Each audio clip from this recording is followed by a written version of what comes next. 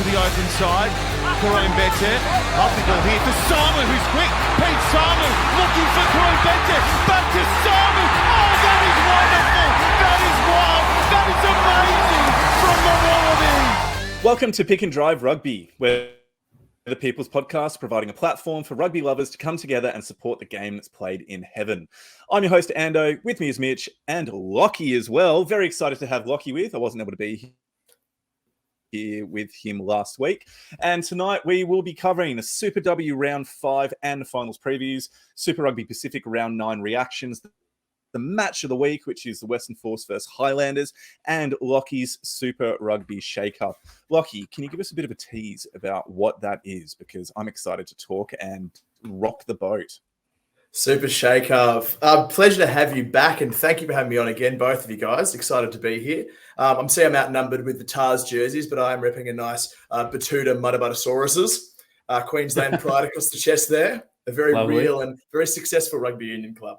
But yeah, the Super Shake-Up. We had a bit of fun on ScrumBags this week, posing a nice shower thought, which is how can you bring the Super Rugby system and make it a bit more palatable?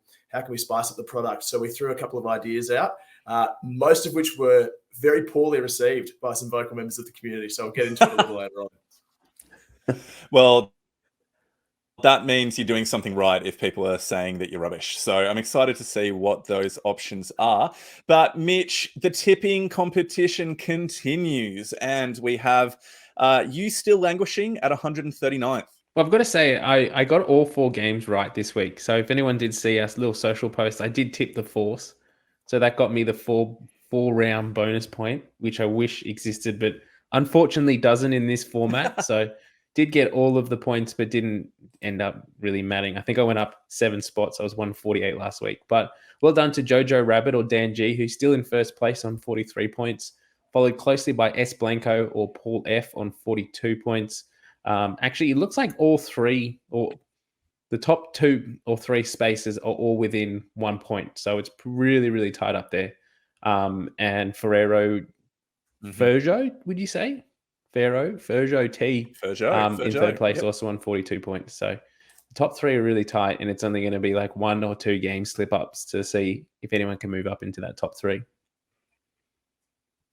Very exciting. Well, as always, we have 2 simple calls to action. Firstly, join our Discord channel to be a part of the best Australian rugby community going around. The link is in any of our social media profiles, and it's both something you can do on a computer, but you also got an easy-to-use app as well that you can just install on your phone. Secondly, and lastly, please consider going to ko-fi.com, coffee.com/pick-and-drive-rugby and supporting us with a one-off or monthly payment. Every little bit counts because we do this for love, not money. Thank you so much for your support as always. Gentlemen, why don't we jump on into things straight away with getting into the Super W Round 5 and Super Rugby Pacific Round 9. Let's go. Let's go.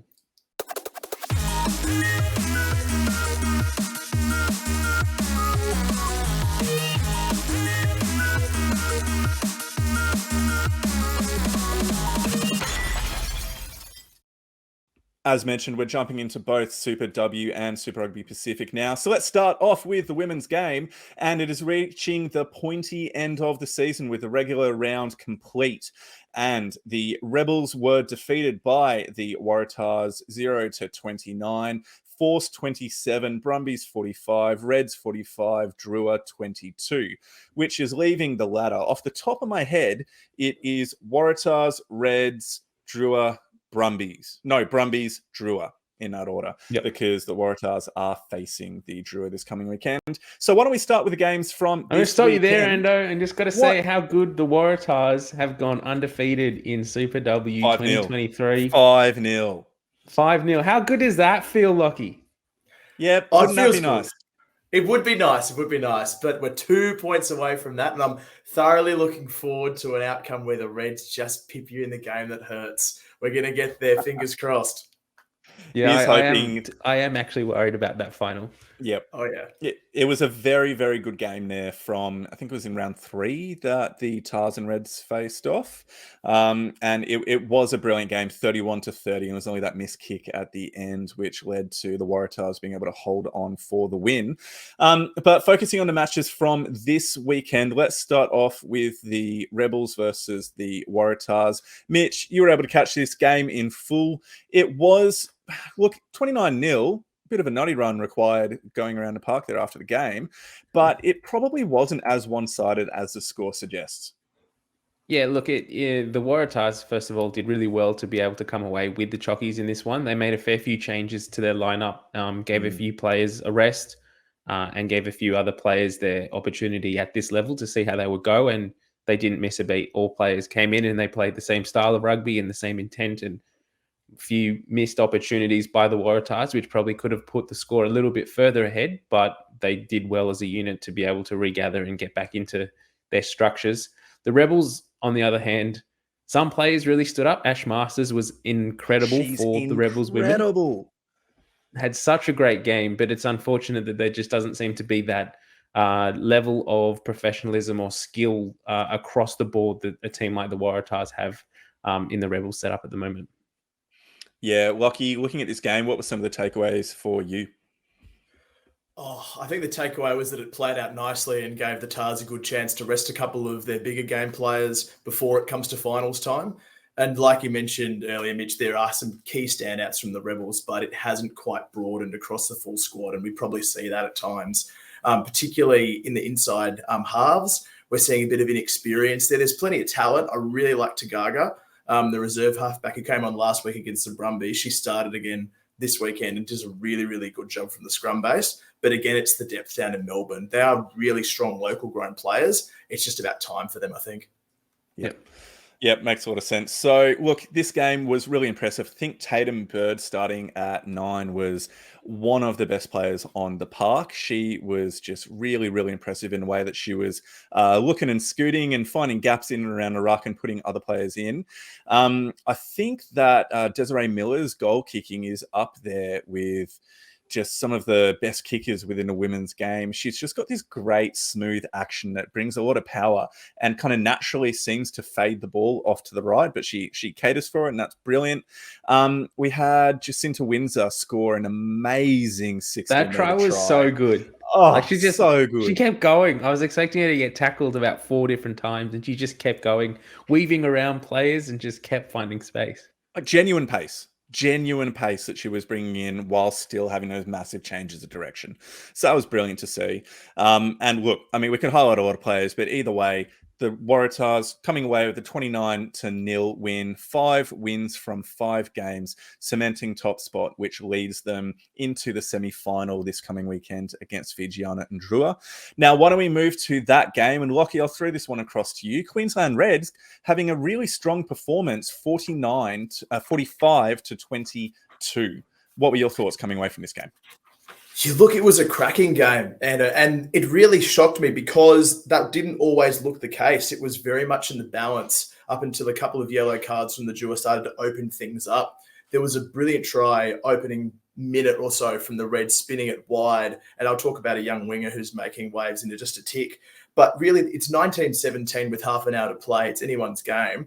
And it just started clicking for the Reds at the back end of that half, which speaks really, really well for what's going to be a tight semi against the Brumbies coming up. But it's usual suspects for the Reds. Cecilia Smith is playing really, really well at 12. She anchors that team.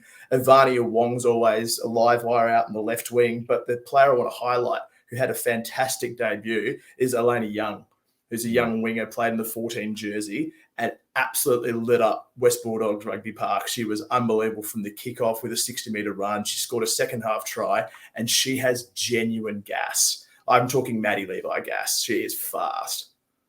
And mate, that is exciting. I heard some chat. I think I saw some chat on Twitter that she might actually be Australian eligible as well. That there were a few questions or concerns about that previously, but she does actually have family connections, which means that she could be a Wallaroos Bolt or at least somebody looking in a national setup moving forward. Now, before we jump off this game, the one thing that is plaguing this Drua side this year is their discipline. We saw that last week when they gave away 2 yellow cards and then a red and allowed the Force to sort of take the game out of their hands. Again, this week, they're losing games by the ill-discipline giving away cards. It must be so frustrating for their coaching structure to sort of sit there and prepare so well during the week, and then the girls go out there and give away these silly penalties and yellow cards consistently in games.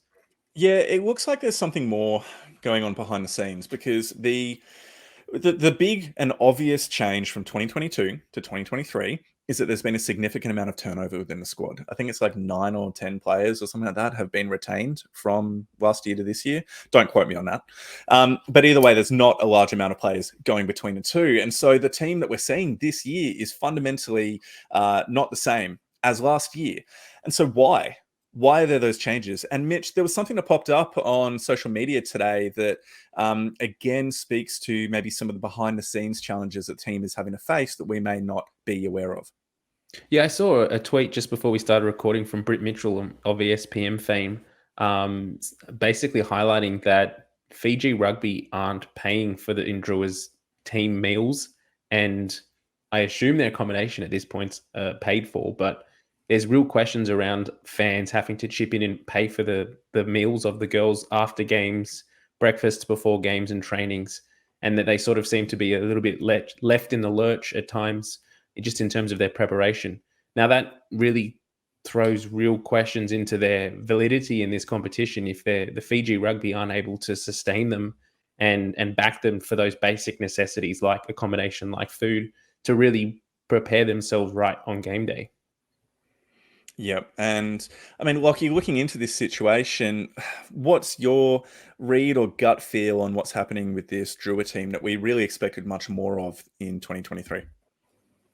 Well, yeah, and without knowing much in depth about the situation, it is clear what we mentioned before, that there is that mass turnover and the star power from players like Nia Corey, who were really pivotal to the Drua success last year. We're not seeing them on the paddock.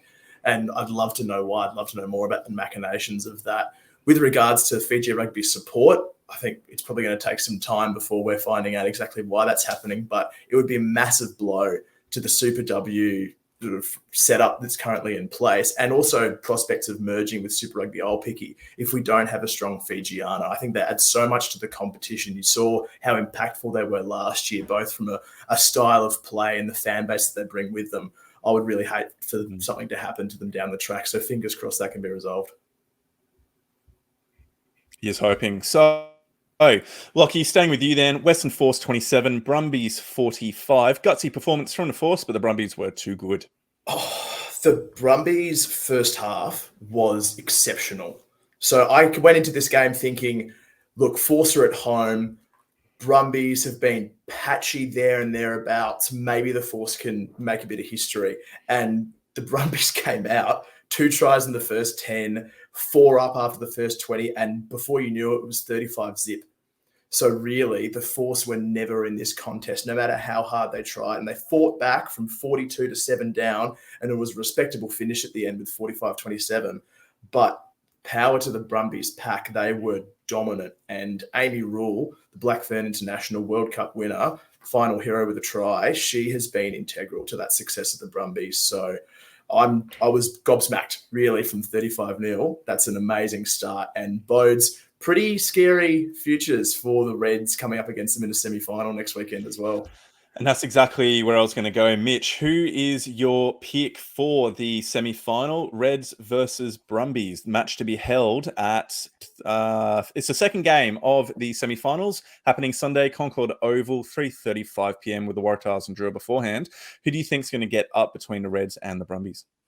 Oh, I can't go past the Reds at the moment. The Brumbies have finished their season really strong, like Lachie was just saying, but the Reds have had a really strong 2023 all up. They pushed the Waratahs, and this is probably this definitely is the strongest Reds team that we've seen in Super W history.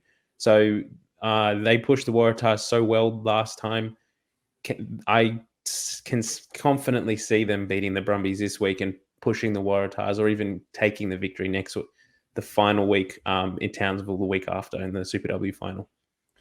Look, genuinely not trying to do kind of New South Wales, Queensland bias, but there's part of me that would love to see a bit of a changing up of what has been the traditional rivalry of New South Wales, Queensland, to see if the Brumbies, if they were able to get that win, it would just be so good for them as a team and organisation to be able to have what would be, from my understanding, their first ever finals appearance within the Super W competition.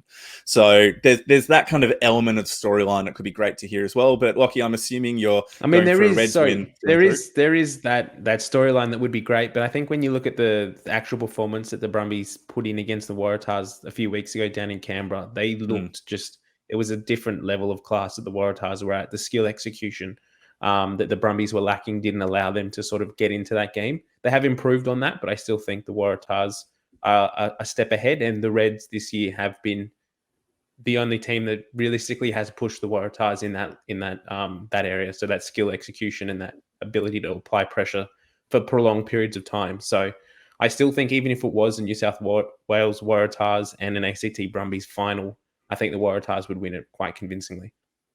Lachie, your read?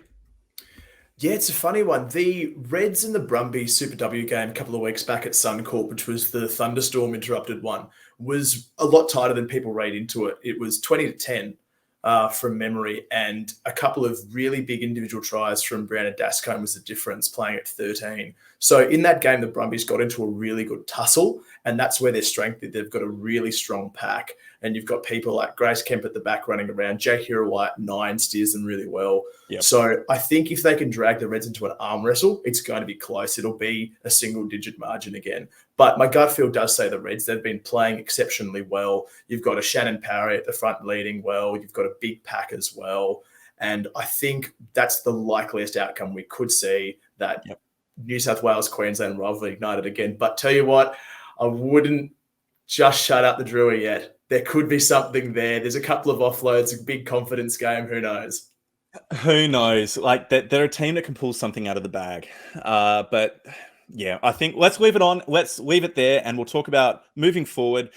Both semi-finals are going to be played as a double header this coming Sunday, the 30th of April at Concord Oval in Sydney. The Waratahs versus Fijiana and Drua is going to be kicking off at 1 p.m.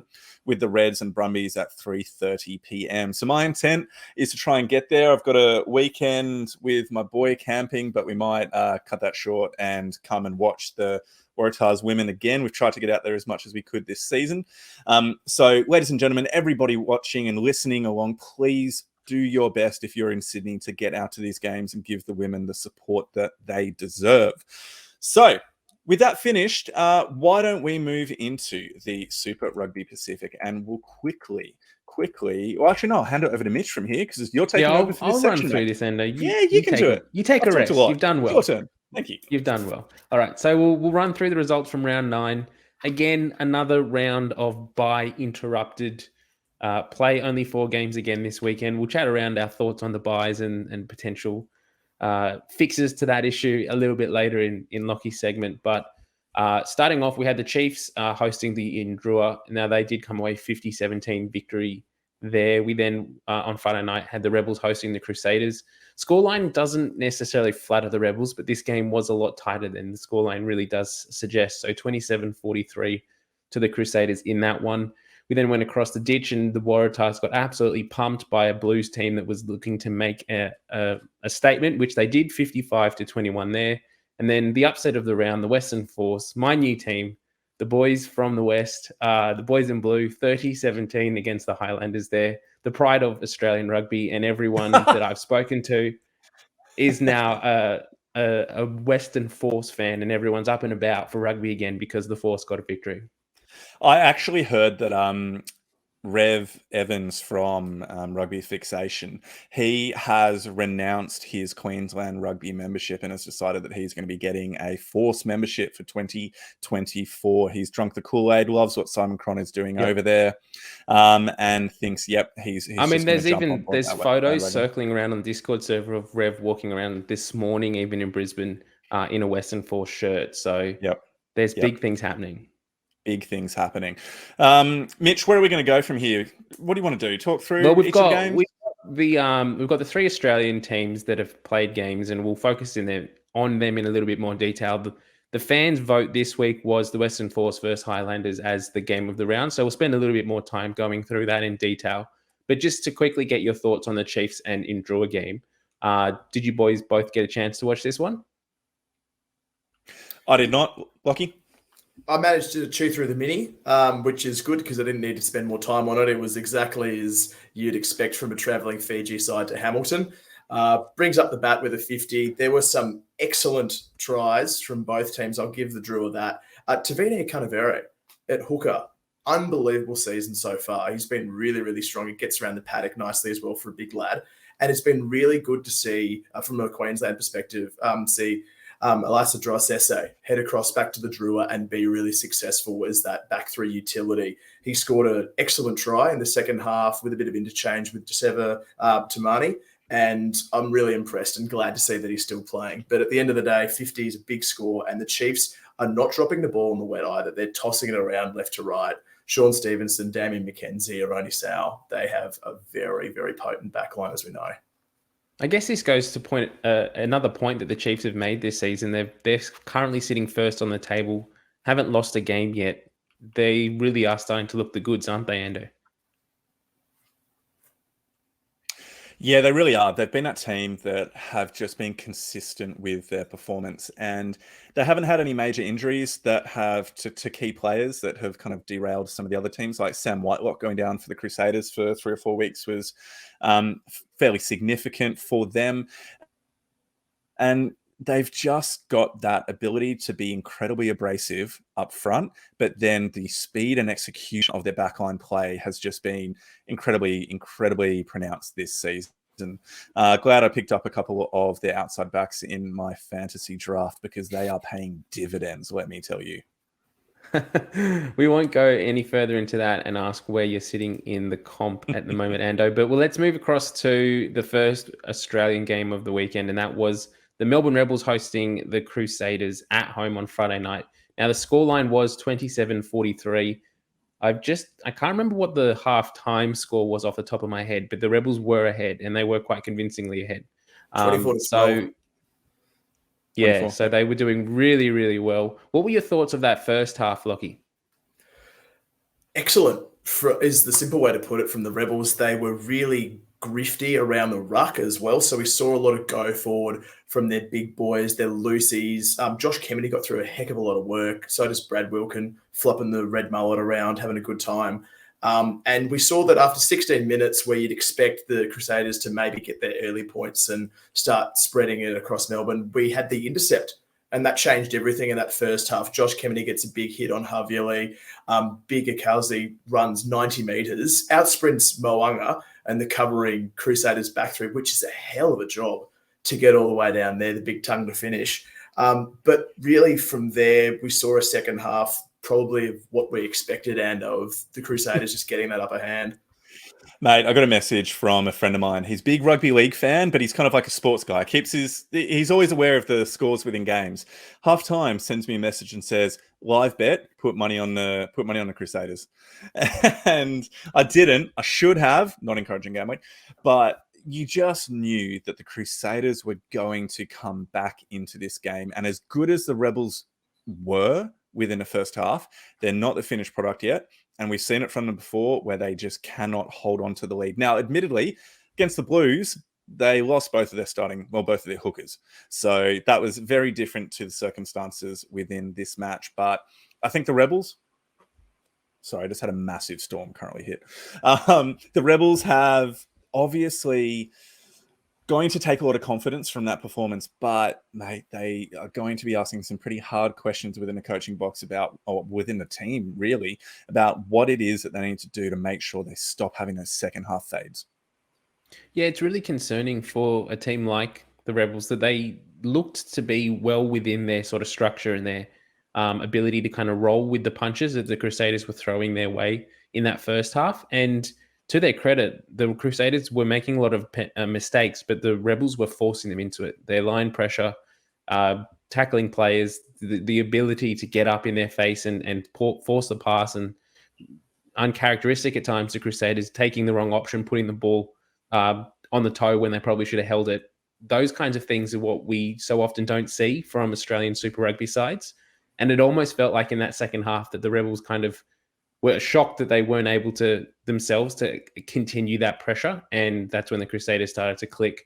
And again, like we talk about it all the time, the Crusaders being a championship winning side, but their ability to know when things are going wrong on the field and find ways to fix it is just something that we just don't see from pretty much any other team in the competition at the moment. I'll just jump in really quick because you mentioned that championship element and knowing when to strike and when to turn things around. You get 61 minutes in is when that yellow card gets handed to Akauzi. And I know I'm butchering his name. I apologize to you, mate, in advance. Ekuwasi, isn't it? Ekuwasi. Thank you very much, Mister. Ekuwasi gets pinged for the yellow. To my mind, Reece Hodge is on that ball like a limpet on the line. Yeah. And if that turnover doesn't happen, and if Richie Mo'unga isn't in Ben O'Keefe's ear saying he's got to go, and it was a delayed message as well. He really got the card out late. I reckon we see a pretty different finish to that half. But everything changed after that. And I was gutted personally for the Rebels to see them concede that bonus point at the end because they did deserve better than that. They really did. Like, I mean, to say you can't take the victory away from the Crusaders in saying that they didn't deserve to win because they did come back and they got the lead. But for the Rebels to not even get a losing bonus point was a bit hard considering how well they had played in that first half. Second game of the weekend, our boys, we'll talk short on this one because it was pretty much, there's not many highlights really. 55-21 to the Blues this weekend. Ando, we'll start with you. You seem pretty disheveled and upset. What were your thoughts on this game? Oh, look, it was just a rubbish match.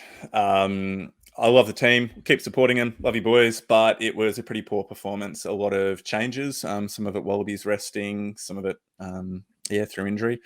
But it was not a strong performance up against one of the best Kiwi teams. Good to see a couple of players kind of come back. Charlie Gamble got in second half and kind of got through the game without any further injury. So it's good to have him back into the team. Really nice to see Michael Isley come off the bench. I saw him when he was playing in the preseason games that the Waratahs did against the two Shoot Shield teams, West Harbour and Two Blues, I think. Yep. I can't remember which. I think it was West Harbour.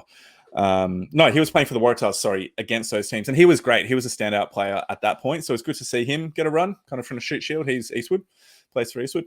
Look, some positives of players getting kind of experience and the like to come from it. But I'm really just trying not to pay attention to the fact we got spanked by 34 points. Let's move on. Lachie, did you have any takeaways from this one? Any positives at all for Waratahs fans to cling to? Oh, positives. I really like Vailano at hooker. I think Mahe does a really good job and he's a nuggety sort of character, gets over the ball well. It seems like we've got a lot of strong mauling and try-scoring hookers and that set piece continues to be that issue. But I really like what I'm seeing from him. As positives, I don't have a heap. If that's probably the only one. I just thought it was ominous seeing the kickoff and watching the Blues maul 40 metres just about off the first kickoff and just thinking to myself, it's going to be a long day. And it was. They broke the Tars out wide a lot. I thought, unfortunately, after a really good game last weekend, Izzy Parisi got exposed a lot defensively, particularly on his defending out to his right, getting outflanked. So just head down bum up for the Tars because I do want to see more Aussie teams in the finals. Currently, the Force are flying that flag, so let's get a couple more in too. Yeah, it was frustrating as a Tars fan to hear Darren Coleman was interviewed by the New Zealand media right before kickoff, and he was talking about, we want to be physical, we want to play a tight forward dominated game. If we can match them there, we can probably hang with them. And then, as you said, kickoff, they roll straight through them 40 meters in a maul. It's like, did the forward pack even show up? So that was questionable at why they were just so soft in that area. What were your thoughts? I'll throw this, Ando, to you. What were your thoughts on the sort of no review of the HIA contact on Harry Johnson-Holmes? Did you think that deserved to be looked at a little? Yeah, I mean, every time a player goes off for a HIA, surely you're looking at the hit that makes them need to go off for said HIA. So yeah, look, I find that process a little bit confusing about how Yeah. something is determined about whether or not it gets reviewed, but also maybe it did get reviewed in the background and was something that the match doctor did have a look at, or the TMO did have a look at, and we just didn't hear. I did hear Jake Gordon in the ref's ear asking if it was going to be reviewed, and the ref did turn to him and say, no, it doesn't need to be reviewed. And on replay, it did look like, who was it? Was it Tunga Farsi, one of the props that came through, and he made it was a bit of a tucked arm dive at Harry Johnson Holmes' head. No, I do remember that tackle. Yeah, so Harry Johnson was falling pretty significantly in that tackle, from what I remember. He'd had to like reach out to get the ball, or he was like in the process of he'd lost his he was sort of falling position forward to regather the So ball. I wonder if that was enough mitigation for nothing more to be done with it, if it got looked behind the scenes, or if they just saw at the moment that Johnson was falling, so there's not much that could be done. But I guess if you look at it from like a couple of years back, even when they're falling, that's not bloody enough to stop Aussies getting like red carded or something like that. For me, like the fact was it looked like a bit of a tucked arm that came through, like there wasn't a wrap, and so even if he didn't end up hitting Johnson Holmes, it was sort of the lazy hand following through that ended up clocking him in the head. And so I wonder if he had actually made contact, if we're looking at a no arms tackle low. But again, headline: cheating Kiwi steal Waratahs win against the Blues. That's the thing. It wasn't Waratahs being crap; it was everybody else being cheaters that resulted in our 34-point defeat. 100. You still there, Mitch? Have we lost you? I think we've lost. No, let's leave it there. Let's dive into. There you go. I was saying I've clicked it, and on my end it wasn't going. So, Western Force 30, Highlanders 17. We're back. We're on air. We're all good. Do you want to run through this one, Ando, or are you happy for me to keep driving the ship? Mate, I'll go this one. Give your voice a rest. So this was the highlight of the weekend from an Australian rugby perspective. 30-17 win by the Western Force over the Highlanders. And look, I said it on our Twitter account after the game, but you're welcome, Force fans. You're welcome, Australian rugby, because of our interview with Simon Cron last week. That's provided all of WA, and particularly the Western Force, with the enthusiasm, the encouragement, and the knowledge that they are getting better together. And we saw that here on Saturday night, I'm pretty sure it was. So 30-17, great game from the Western Force. Interesting. Genuinely, I'm not just being annoying here, but Lachie, looking at this match, do you see this as more the Western Force were, particularly within the second half, really strong and effective within the match, or do you think that they were allowed to get away with it because of the Highlanders' errors and their poor play within the game? Bit of column A, bit of column B. I don't want to suck too much life out of the Force after what was a really exciting win for them. But I mean, 3 yellow cards back to back, just about, weren't they, for the Highlanders? Really sucked a lot out of them in that middle patch. So we had Popo Parkinson goes in the 20th.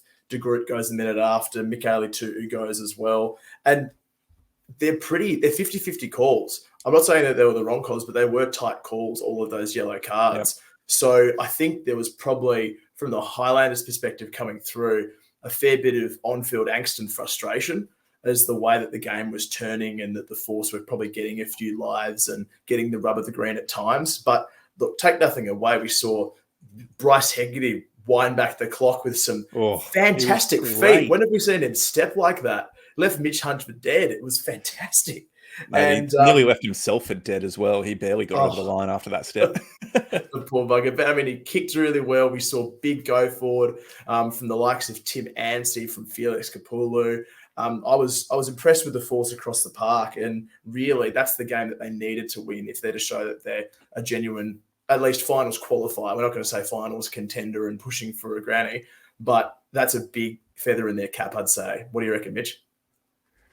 Yeah, I just love it. Yeah, this is their year. Let's get excited, Force fans. Come on, let's talk them up. We've won one game. We're going to win the comp. No, they're going to make the finals. Woo! Yeah. No, in all seriousness, I was really impressed with the Force's ability to overcome some early onset diversity. So those 2 HIAs, like in the first 20 minutes of the game, Who was it? The number 7, is it Ollie Ollie Callan? Callan went off in the first Yeah. minute, straight to hospital. Haven't heard word yet on how he is, but it looked really bad. And there was a lot of concern for him after the game from Simon Cron too.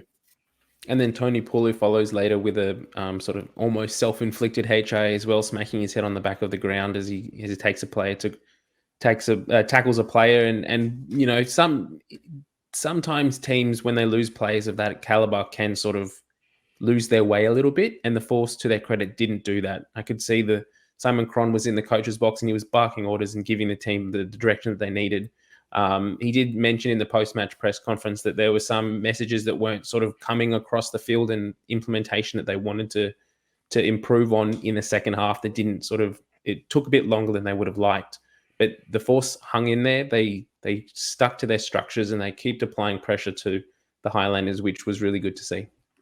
As our match of the round, it means we are going to take the time to go a little bit deeper into the detail of this match. So let's look at the first half in particular. And Lachie, what was it that the Western Force were able to do that really enabled them to get to that strong lead at the end of the first half?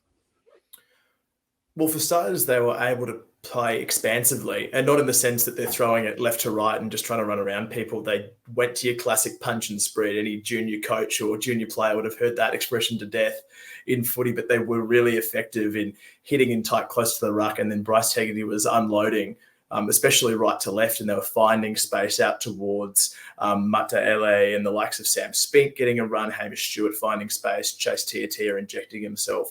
So they were really effective. It was a simple game plan, but it worked.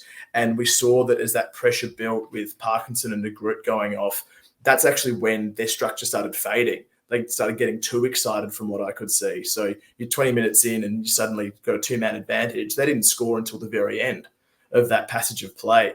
They got excited. They started trying to throw it wide straight away, backing their scrum, and it took that counter-attack, finished off by Mataele, to really establish that lead that they should have built with the players off. So I think what we saw from the Force is that they can play well, but they get a little overexcited.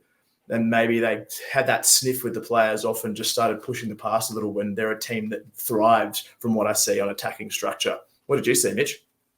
Yeah, I think one of the things that we're starting to see from this Force side is like there's green shoots emerging. They're quite a young and experienced side. If anyone listened to the interview with Simon Cron last week, that was one of the things that he spoke about, that even their experienced players aren't experienced Super Rugby players. They don't have a whole bunch of test caps or Super Rugby caps to kind of bring to the team. So even though they are playing the style of football they want to play, they still, and the term they use is rugby brains. They're not making the right decisions at the right times in the right context. And that's something that off the field, they're working really hard on. And I think we started to see that, started to progress this game. And it was great that they did get the outcome there. I think a harder team like most of the other teams in Super Rugby probably would have punished them for the mistakes that they were making and probably overturned the decision at the end there and got the victory themselves.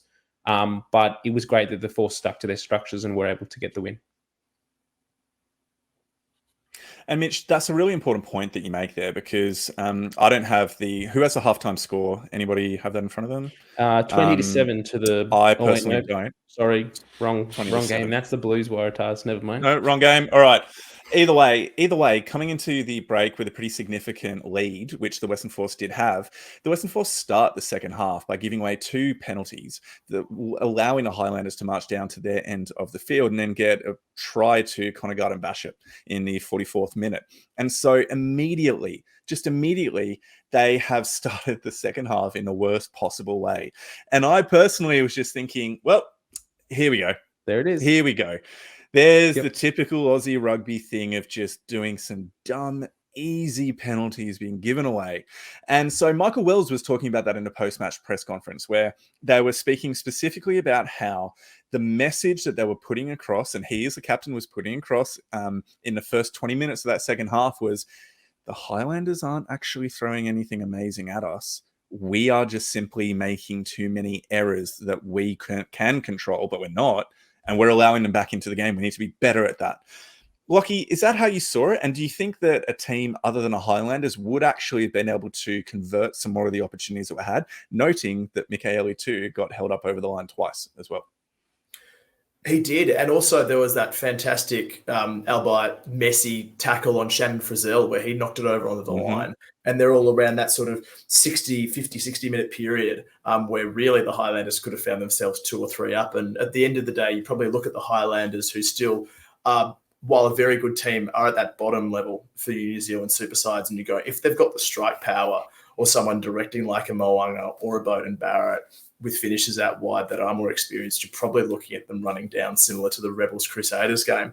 But I don't think you can take away from that scramble that we saw from the Force at the end, that desperation, and those 2 moments in particular that you raised with Michaeli Tu'u being held up. That sparked it. We saw some big runs from Tim Anstey starting to break free, as he does in those later stages with the sevens body. We saw some fantastic scramble across the park from Tom Horton when he came back on as well, who ended up on the side of the scrum. So that desperation kicked in. Yeah, how good for the big fella.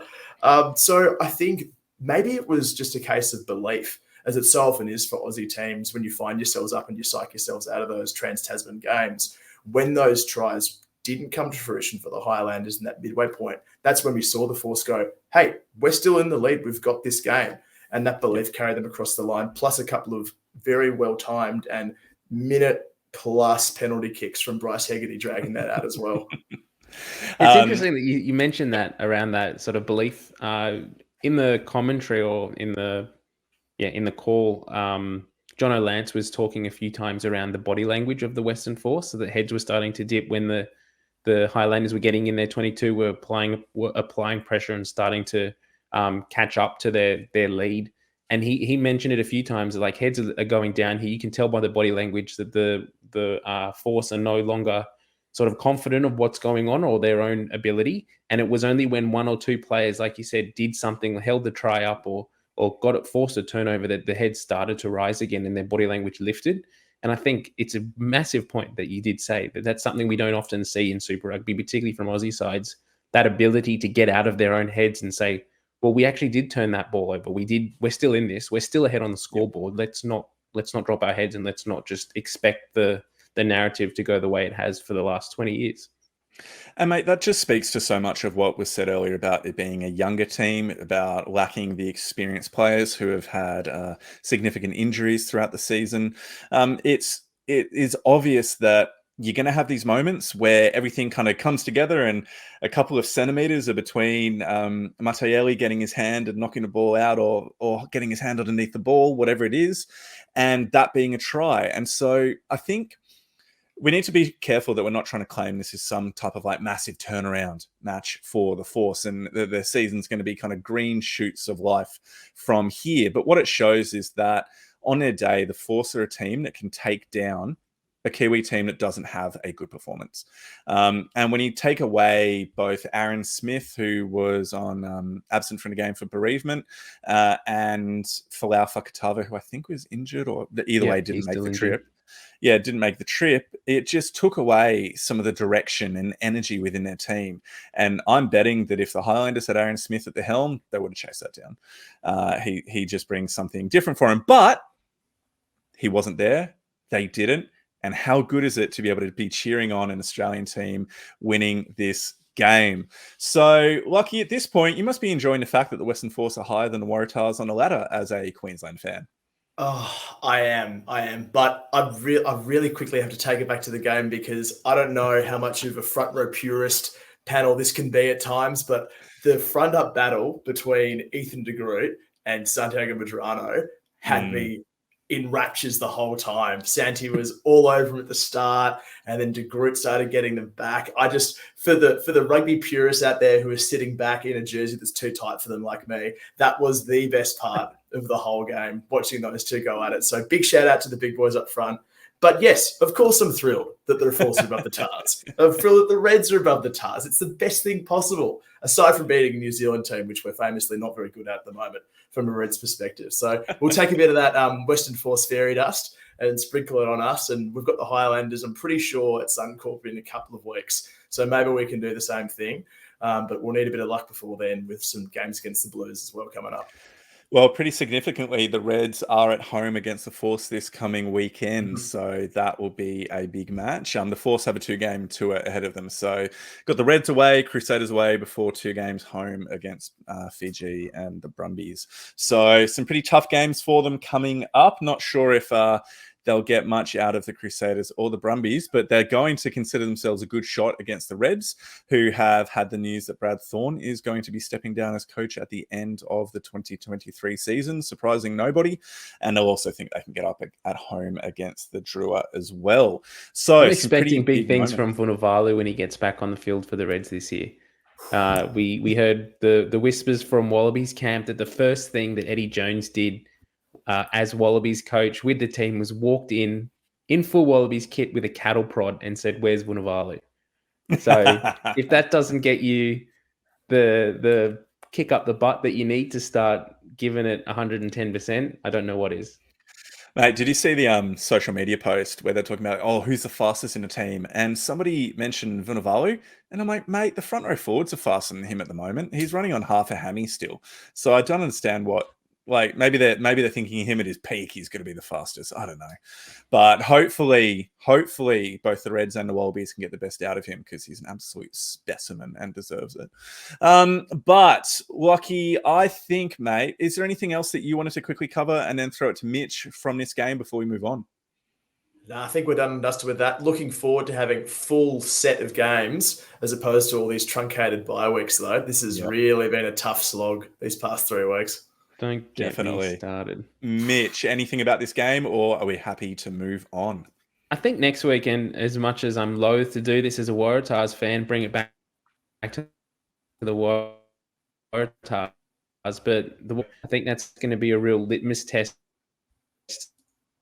to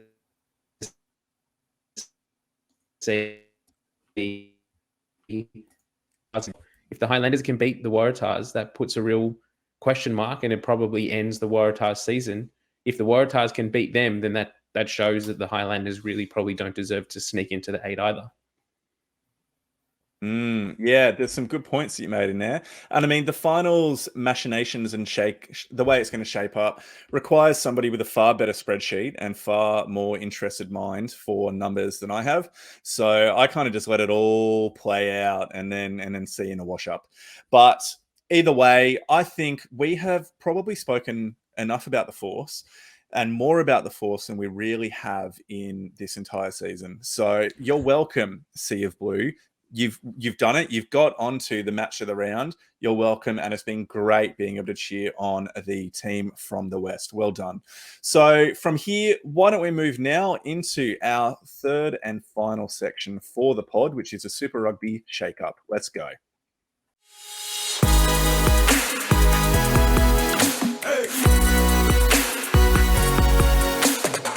All right, we're finishing off the pod this week with a new segment. This is, since we've got Lachie on, we thought he had a great little bit of, I guess, social media wizardry this week and highlighted a few points on shaking up Super Rugby. So we thought we'd dive into that in a little bit more detail, get the discussion flowing, and talk around some of the ideas that Lachie presented. So these are your ideas for shaking up Super Rugby and how the competition can be better moving forward.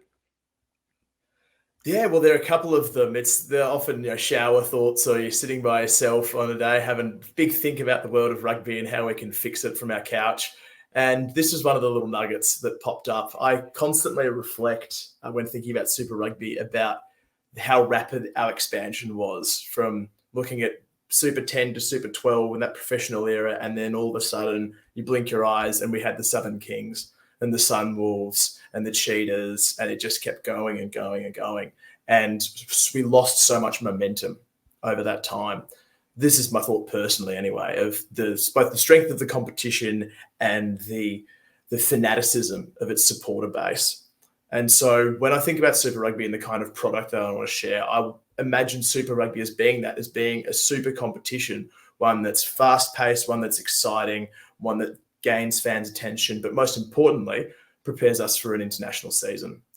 We know that a lot of revenue is driven through Wallabies tests and not necessarily Super Rugby. So how can we get the best of both worlds? How can we get a competition that is punchy, that doesn't lose that momentum over the 3 buys, and most importantly, keeps our attention as fans? So my idea, my shower idea, call it that, is to bring the competition back to the original Super 12 format with a little twist. So that's having 11 rounds. It's home and away. It's as simple as that. And with the addition of Super Round that we've seen over the past few years, regardless of its location, it offers that neutral venue for most people. In fact, for almost all teams. So you get 5 home, you get 5 away. It's really simple. You play everyone once. It's a balanced draw. There's no worrying about playing the Crusaders twice. No worry about playing Moana twice. You really even it out and make it a clear and easy process to follow. And that leads me nicely into Super Round. And what we've seen from Super Round so far is that, in theory, it's a fun idea. We're mirroring the Magic rounds, the Super League round originally, where it was taken from the UK, whatever they called it particularly, and it's been copied again by the Aussie rules with Gather Round. It can be a successful model, but if we are Super Rugby Pacific, where's the Pacific nature of Super Round? We need to keep it there. So we see those home crowds in Lautoka and Suva. We saw, despite what the cameras were trying to show you from the bank where all the supporters were, there was a good turnout in Apia. So can we try and bring it to the islands? Can we make that a part that also helps support our Pacific teams with an additional home game on a rotational basis? Because sure as hell, the Blues don't need one. The Crusaders don't need one. The Brumbies don't need one. If we want to keep this a fair and equitable competition, I think that this could be a good opportunity. I'll get into some of the feedback I've had from that in the tick, though, because it's been interesting. And finals, top 6 finals. I don't know a single person who has been able to give me a strong, constructive answer to why top 8 has been successful, or even if it is successful.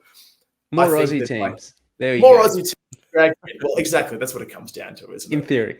In theory. So I would really like to see, from a personal perspective, and all this is personal as well, is to see a clear delineation between our top and our bottom sides. Make that a real scrappy contest between your 6 and 7. Because right now, we're seeing what the Reds are in 6th from memory. They're 3 and 5. Is that really a top 6 side? We don't know, but we can sure as hell make sure that that 6th position is a scrap fest through the season. Because it is short, because it is sharp, we can have those last 3 or 4 rounds have enormous impact on the contest. We don't see this huge split that's already begun, but we know that a few teams that probably don't deserve to play finals will slip in and ultimately become cannon fodder for the 1s and the 2s. So you have a 3v6, a 4v5. You make that your knockouts, your quarterfinals, your elimination finals, however one you shape it. Then 1 plays the B, 2 plays the A. You make sure that your top 2 has that incentive of a bye week as well. That's a really crucial part and feeds into a final. Over the course of that, you're looking at a 14-week competition, 15 if you want to throw a bye mid-year. And that sets us up really nicely from a start, if you wanted to do it next year, from the 1st of March through to the end of May, and then bang, we're straight into test season, which ultimately, as Wallaby fans and Australian rugby fans, is what we want to see. We want to see Wallaby tests. The final part of this is attendance. And I'll wrap this up really quick because I know people are going to get bored already. But we want to see games in packed-out stands. That's what we don't want to see an empty Suncorp or an empty Eden Park or an empty wherever. It's not good for the game. It's not good for the fan experience as well. And rival codes do fan experience better than rugby union. That's one thing that becomes abundantly clear when you get to the games. So we want to downsize our fields and downsize so it's packed so the atmosphere builds. I would love to see the Reds at Ballymore all the time, not just our Super W ladies, which I think is an excellent move, but I want to see the men there too. I want to see the Highlanders take those games to Invercargill and pack it out, or the Hurricanes to Palmerston North. The atmosphere at those games, from what we could see on the broadcast, was excellent. That's personally my perspective on a couple of ways we could fix Super Rugby, and there's a lot of info there. I've done a lot of talking, but ultimately I do think that it gives us a benefit in the international space. We get a clear window for Wallabies prep, for All Blacks prep leading into the July or the June series. We get that space for an extended rugby championship of 6 games plus the Bledisloe, and we open up that end of year test window. And for whatever World Rugby wants to do with their, non-World Cup, World Cup competition that they want to put together, this gives us more space to do that. So I'll throw it back to you guys. I talked for about 5 minutes straight and mostly from my mouth. So please hit me and tell me what you've got in respect to any of that. Yeah, look, I'll jump in first with one point, and for me, it's about further reducing the amount of professional games that our players are getting. So we spoke about this. It was one of the points that I made a while back on the pod, looking at the respective careers of Marcus Smith for Harlequins over in England versus Noah Lolisi for the Brumbies at the Brumbies, obviously. And so they are 1 year apart in age. Marcus Smith is 1 year older, but he has played 125, 133. He's basically played about 130 top level games for Harlequins, right?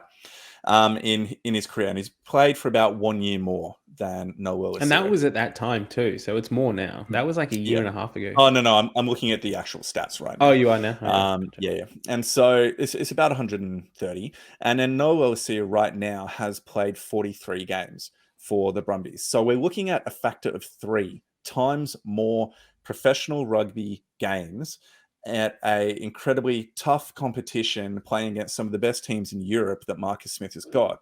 And look, I just worry about reducing the amount of professional games that we have for our players to be developing in if we don't have something else for them to be participating in.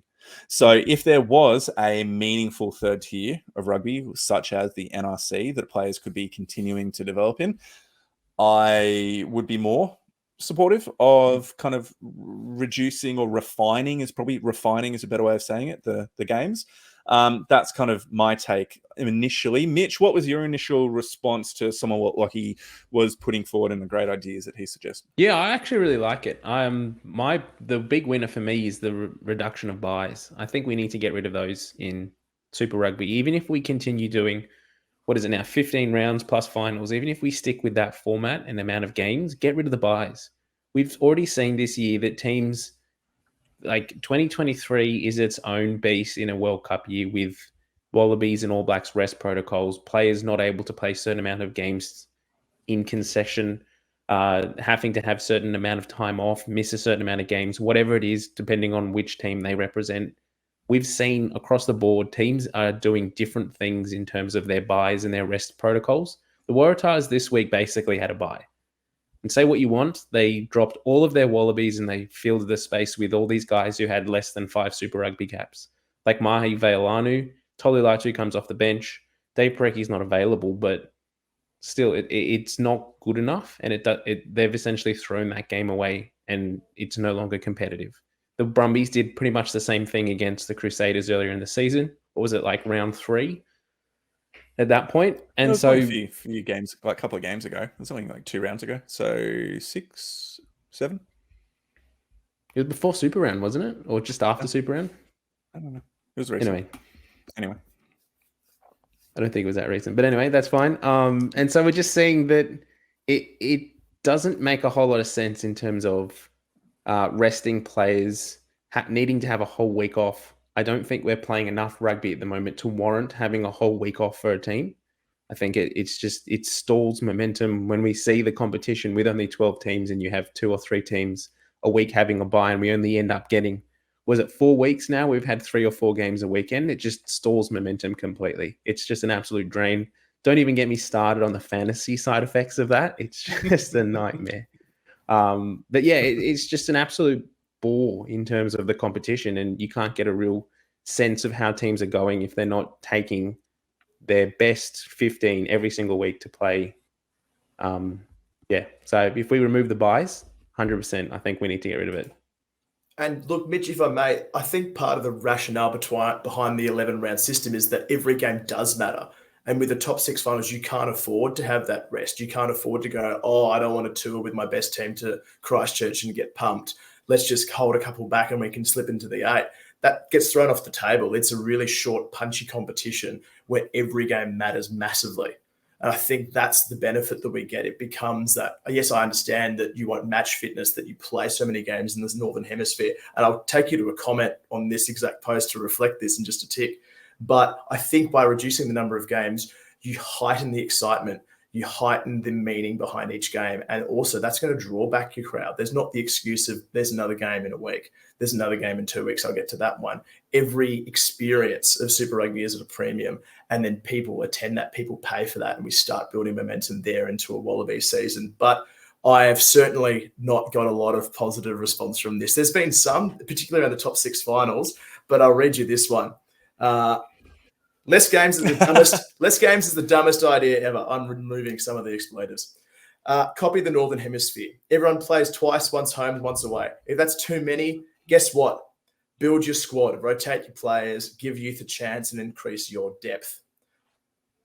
And there's many good points in that. That's reflected in a lot of the conversations that have been on there about why don't we have such a long competition? Why don't we have 22 rounds? Why can't we make it work? And for mine, the answer is that people aren't buying our product yet. How can we expand it? How can we make the most of that and justify the expenditure of adding another 7 rounds when people aren't paying for this already? Yeah. In my mind, I want to see that reduced and turned into the perfect product before we make it bigger.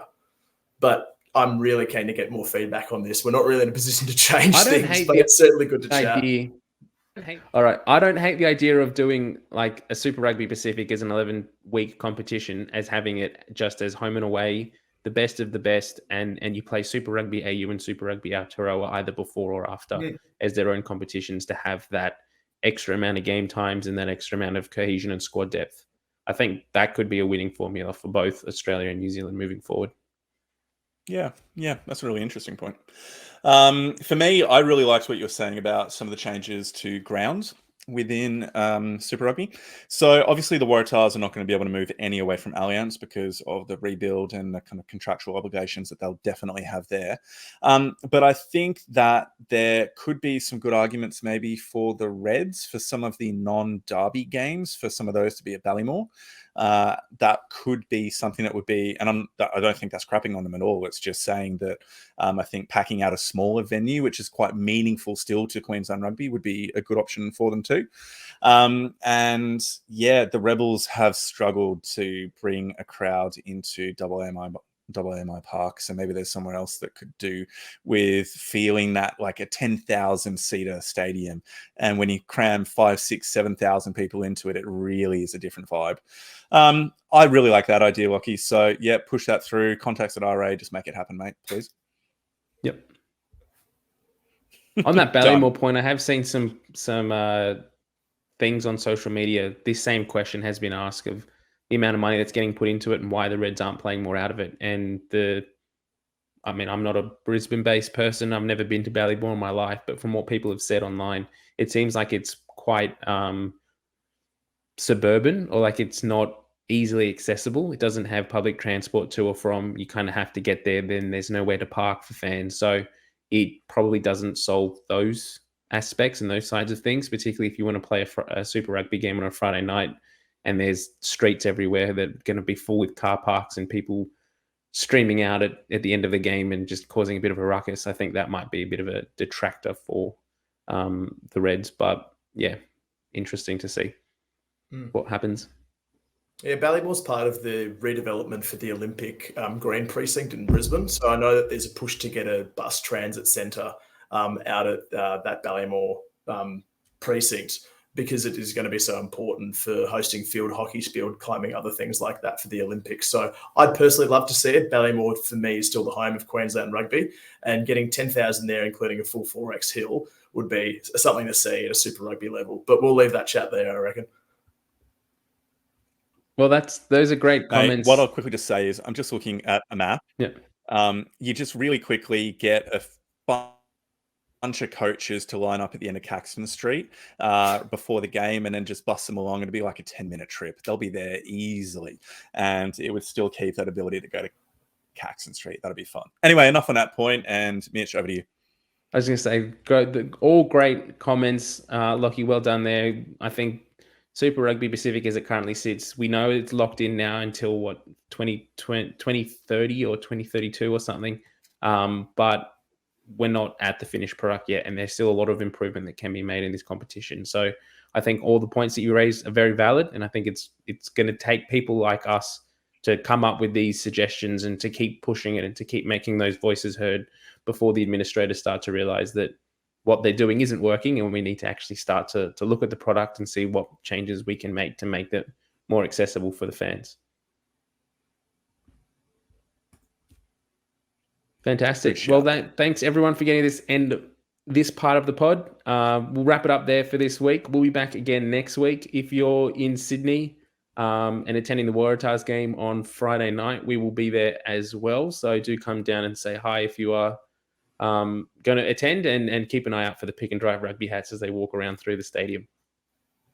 Brilliant. Very keen for it. Thanks again for being here, Mitch. Lachie, great to be on the pod with you. And ladies and gentlemen, have a wonderful week. We'll catch you next time. Bye. Bye.